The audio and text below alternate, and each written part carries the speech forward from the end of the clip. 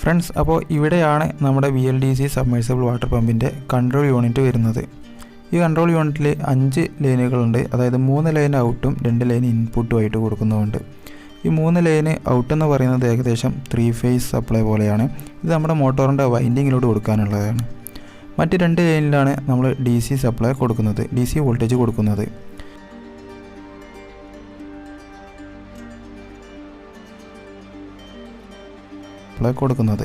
ഈ DC supply നേരെ വരുന്നത് നമ്മുടെ കൺട്രോൾ യൂണിറ്റിലോട്ടാണ്.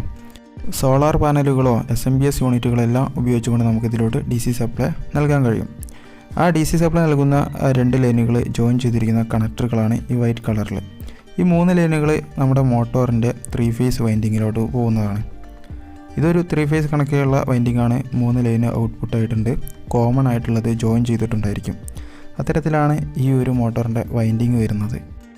ഇതൊരു സെൻട്രിഫ്യൂഗൽ ടൈപ്പ് വാട്ടർ പമ്പാണ്.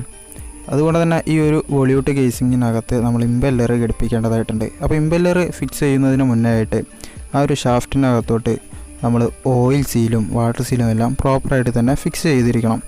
മാത്രമല്ല ഈ ഒരു ഓയിൽ സീൽ വരുന്ന ഈ ഒരു ചേമ്പറിനകത്ത് നമ്മൾ പ്രോപ്പറായിട്ട് തന്നെ ഓയിൽ ഫില്ല് ചെയ്യുകയും വേണം.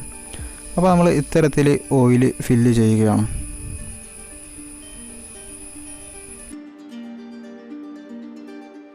ഇതാണ് ആ ഒരു ഓയിൽ ചേമ്പറിൻ്റെ മുകളിൽ നമ്മൾ ഫിക്സ് ചെയ്യുന്ന ടോപ്പ് കവർ.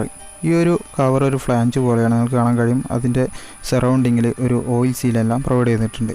അപ്പോൾ ആ ഒരു കവർ ഉപയോഗിച്ചുകൊണ്ടാണ് നമ്മൾ ഈ ഒരു ചേമ്പറിന് മുകളിൽ സ്ക്രൂ ചെയ്ത് നിർത്തുന്നത്.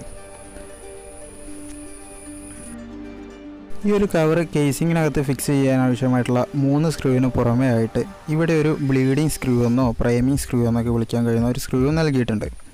നമ്മുടെ ഓയിൽ ചേമ്പറിലോട്ട് ഈ ഒരു ഓയിൽ ഫില്ല് ചെയ്യുന്ന സന്ദർഭത്തിൽ അതിനകത്തുള്ള എയറിനെ എല്ലാം ഒഴിവാക്കാനുള്ള ഒരു സ്ക്രൂ ആണ് ആ ഒരു സ്ക്രൂ.